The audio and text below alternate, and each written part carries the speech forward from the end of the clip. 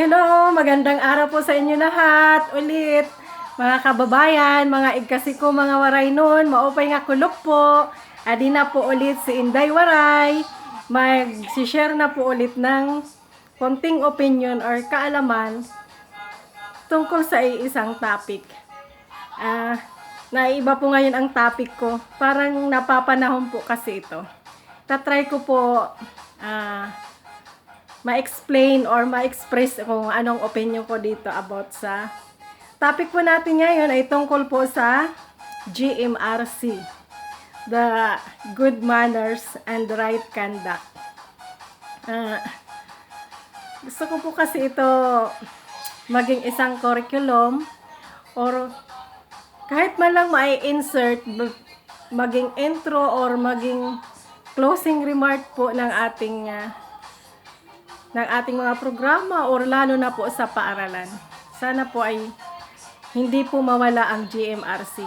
Kasi marami na po talaga ngayon matitigas ang ulo lalo na po sa mga kabataan. Ngayon sa mga nangyari natin na community quarantine, lalo na sa Manila, sa NCR, dami po talaga lumabag. Sa buong mundo po talaga, ang Pinoy po talaga ang maraming pinakamatigas ang ulo.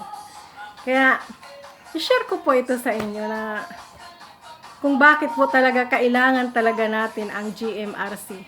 Mapaanong gulang ka man, matanda, bata, babae, lalaki, kailangan po talaga natin habang tayo ay nabubuhay ang GMRC. Tingnan po natin ang ating ang ating lipunan. Ang lipunan po natin ay binubuo ng yung parang pyramid or triangle. Yung dito po sa taas, yung pinakatip po, yung po ay binubuo ng mga mayayaman. Doon po yung mga bilyonaryo, milyonaryo, and then susunod po yung middle class.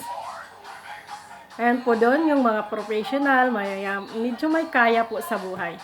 Pero dito po sa baba, sa triangle, which is napakaraming mga mamamayan, maraming pamilya, ang the poor or the poorest of the poor, na bibilang po ako doon. Mahirap mang aminin pero talaga, karamihan talaga sa mga OFW o karamihan sa ating mga kababayan ay nabibilang talaga doon sa mga mahirap na pamilya o mahirap na bahagi ng ating lipunan. Tingnan po natin tingnan po natin kung bakit yung doon po sa taas yung mga milyonaryo, bilyonaryo, bakit magkaiba sila bakit sila successful at bakit po dito naman sa mahirap hindi sila successful at saka mas marami ang tao dito sa mahirap. Maraming pamilya. At kukunti lang po dito sa mayayaman. Inshallah, ito ay magbaliktad. Dumami po yung mga mayayaman at saka kumunti yung mahirap. Inshallah. Siguro po mga 10% lang po sa population natin ang doon po sa mga mayayaman or mga milyonaryo, bilyonaryo. At saka dito sa middle class siguro mga 30%. Pero dito talaga sa the poor and the poorest of the poor, mga 60% siguro ng ating mamamayan ay nabibilang doon. Tingnan po, i-classified po natin class A at saka class B. Yung class A po, dito po ay binubuo ng milyonaryo, bilyonaryo, at saka yung mga professional po dito po sa mga successful people po. Tapos, dito naman po sa class B na lipunan, uri ng pamilya, dito po ay binubuo ng mga mahirap. The poor and the poorest of the poor. Maganda po dito sa class A yung GMRC nila. Kasi syempre po, natututukan ng mga magulang ang kanilang mga anak. Pagdating po sa health, ang Hindi po sila mga malnourished, kumpleto po sila sa nutrient kasi kumpleto po sila sa pagkain. Masasarap po yung kinakain nila at saka ano po sila lagi nagpapa-check up, yun. Maganda po talaga yung routine nila. At saka parang yung footprints talaga, parang may blueprint na talaga sila na ganito talaga ang gusto nila sa mga anak nila o sa pamilya nila. Parang napaghandaan talaga nila kung sa ano, kaya po sila successful kasi may goals talaga sila sa buhay. In fairness, dito po sa side sa side binaating nalipunan sa mga mahirap, parang kabaliktaran po talaga. Pagdating po naman dito sa spiritual, dito sa mga mayayaman, ang pamilya po yan ay laging nagkakaisa, pumupunta po lagi sa simbahan, at saka maka-Diyos po sila. Kaya masasabi po talaga natin na napakaganda ng GMRC nila. Yung good manners and right conduct nila. Kasi parang sinusupervise talaga sila ng mga magulang nila. Saka maganda po talaga ang samahan nila. Pagdating din po sa social lives nila, nakakapag-attend po sila ng party, masaya po sila, at saka nakakapag-mingle-mingle po sila sa kanilang mga kaibigan. Which is, siguro kabaliktaran dito sa mga mahihirap. And then, pagdating po naman sa mental aspect dito sa mga mayayaman, syempre po, masaya sila. Hindi po sila lagi stress, masaya, magaan po ang kanilang pamumuhay. Kung sa lagi sila may oras, communication sa isa't isa, napapangalagaan po nila ang pagkakaisa nila talaga sa kanilang pamilya. Tapos, pagdating po naman sa environmental aspect, talaga po naman yung mga mayayaman, maganda po yung environment nila. Mapresko, kumpleto sa lahat, hindi po crowded, may swimming pool, ganun, which is kabaliktaran po dito sa mga mahihirap. Punta po tayo sa side dito sa mga mahihirap. Bakit po mahirap sila? At saka syempre matatawag din po natin talaga na napaka-poor po ng kanilang GMRC, ng kanilang good manners and right conduct. Kasi ganito po talaga ang mga factors. Dito po sa pamilyang mga mahihirap, syempre pagdating sa kalusugan, karamihan po sa kanila talaga ay mga malnourished kasi hindi naman po talaga kumpleto yung pagkain nila. Minsan lang po sila makabisita sa doktor, nakakapunta lang po sila sa doktor kung sila po ay nagkakasakit. Hindi po sila nakakapagpa-regular check-up kasi karamihan po sa mga pamilyang nabibilang dito sa poor and the poorest of the poor ay syempre kulang po sa kaalaman. Baliktaran po dito sa mga successful ay yun talaga ay mga professional, matatalino, saka may goals, may aims po talaga sila sa buhay nila. Samantala talaga dito sa mga mahihirap, ayun, mahirap, poor talaga ang kanilang GMRC. Pagdating po sa spiritual, dito sa mga mahirap na pamilya, minsan po, hindi po sila lagi nakakapunta sa simbahan. Hindi po sila na-aware lagi sa mga salita ng Diyos. Kaya yung mga anak nila, hindi po masyado. Pero, siyempre, nakakilala din po sila sa Panginoon. Pero, hindi po as in 100% na pareha sa mga mayayaman dito. Pagdating po naman sa social aspect, ang mga karamihan sa mga mahihirap, minsan lang po magkaroon sila ng party-party. So, karamihan po dito sa pamilyang ito mahiyain kasi hindi po talaga sila exposed sa mga pakikipagkapwa. Pupunta sa mga social gatherings, minsan lang po sila sa mga ganyan. So, malaki talaga ang pagkakaiba. Tapos, pagdating po sa mental aspect, karamihan po dito sa mga mahirap, mga stress po dahil sa hirap ng buhay nila at saka kunti lang yung kaalaman nila paano paano malampasan ang kanilang pamumuhay na ganyan, mga suliranin. Kaya marami po ang stress diyan, lalo na po sa mga OFW. At saka syempre malaking aspect po talaga yung pamilya yung broken family. O lalo na yung mga OFW kasi tulad namin po, yung mga anak namin, iniwan namin ng maliliit pa, tapos makikita na lang namin malaki na. So hindi na talaga namin nasubaybayan ang paglaki nila. Hindi naman po naman matatawaran yung nag-alaga sa kanila kasi tinuturuan naman po talaga sila ng magandang asal. Kaso syempre, ang bata po talaga magiging emotional, maghahanap din po talaga sa presensya ng mga magulang. So isa din po yung factors bakit nagkakaroon talaga ng poor GMRC dito sa mga mahirap. Tapos syempre po yung environment dito sa mga mahirap. Number 1 po, crowded talaga. Parang squatter.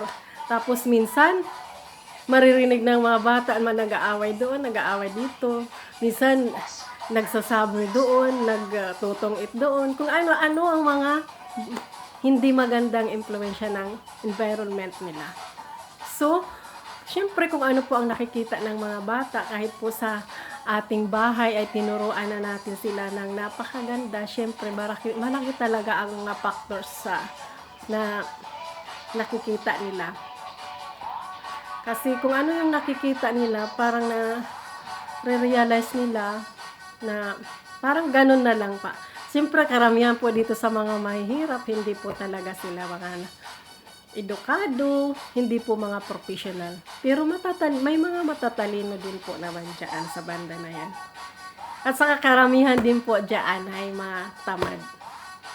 Karamihan din po talaga sa mahihirap, may mga tamad. Pero hindi naman po lahat. Marami po sa kanila ang masisipag. Kung i-compare po natin ang dalawang seat na lipunan na ito, ang seat ng mayayaman at saka seat ng mahihirap, syempre po talaga, mapapansin po natin talaga na malaki ang pagkakaiba. At saka syempre, sino po talaga ang nakakaawa dito?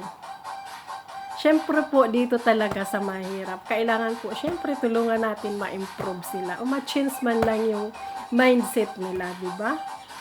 So, kailangan po talaga, kung pwede lang, isali talaga sa curriculum or sa subject po sa ating paaralan ang GMRC. Kasi kailangan talaga natin ang GMRC, maging bata pa tayo or maging matanda. Maganda po yung lagi tayo nare-remind or nakakarinig tungkol sa tamang asal at pag-uugali. Kahit matanda na, syempre nakakalimot din. At maganda rin po kasi may mga organization po, lalo na sa yung mga mahihirap po, syempre, minsan may meeting po yan sila, nakakapunta po sila sa meeting, na-aware na po sila, lalo na po yung mga member ng Poor Peace, po sila, may meeting po yan doon, tinuturoan na po sila. Sana po mayroon din doon 15 minutes or 30 minutes, kahit malang intro, kaya closing, na matalakay din po ang tungkol sa GMRC. Ako po inaamin ko talaga na ang GMRC ko talaga napaka-poor po.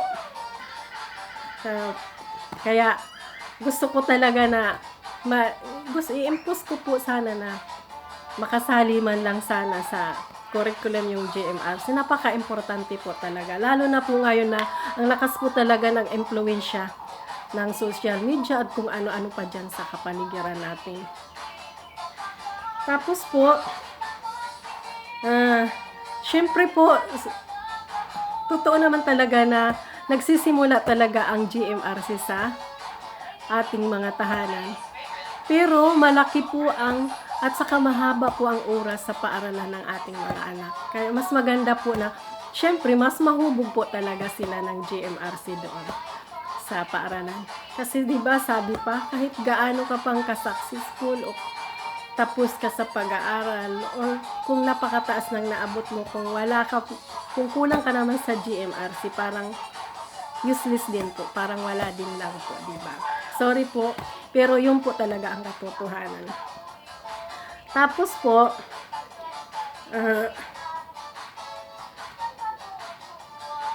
salute po sa lahat ng mga teachers na syempre sila po talaga ang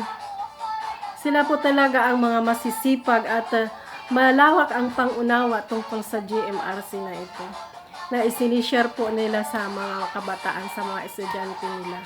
Kasi once na marinig nila kung anong magandang maidudulot sa kanila, hanggang sa pagtanda talaga nila po yun, hindi po nila talaga makakalimutan.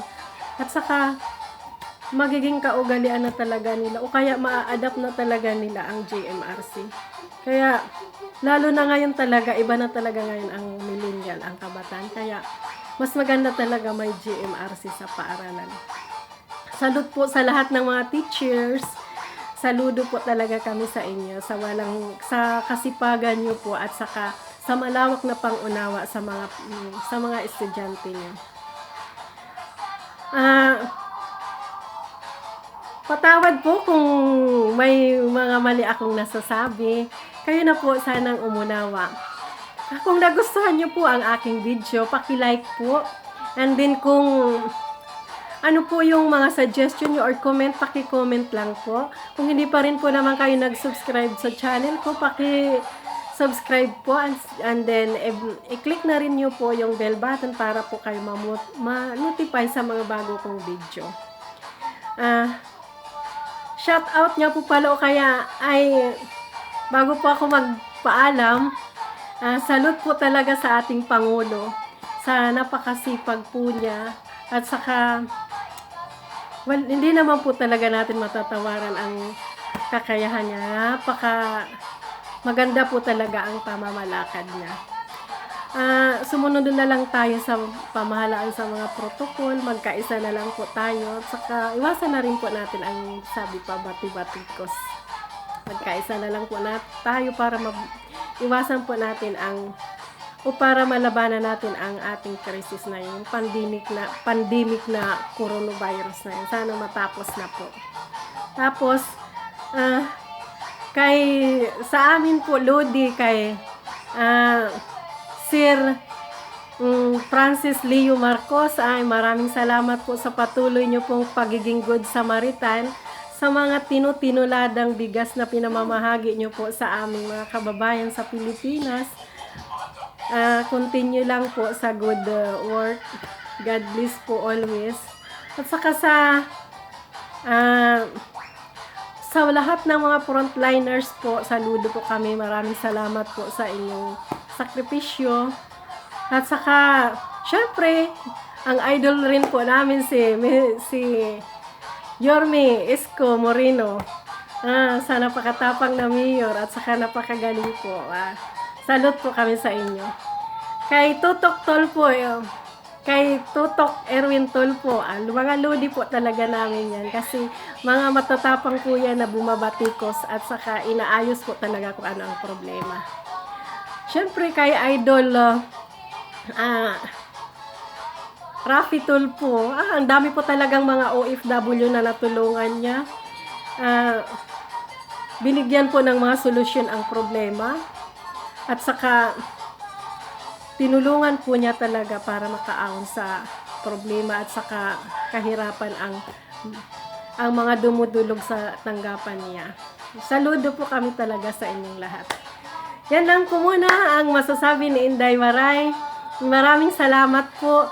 At lagi po natin tatandaan, kahit mahirap ang buhay, ugaliin po natin maging masaya. Maraming salamat po. Bye!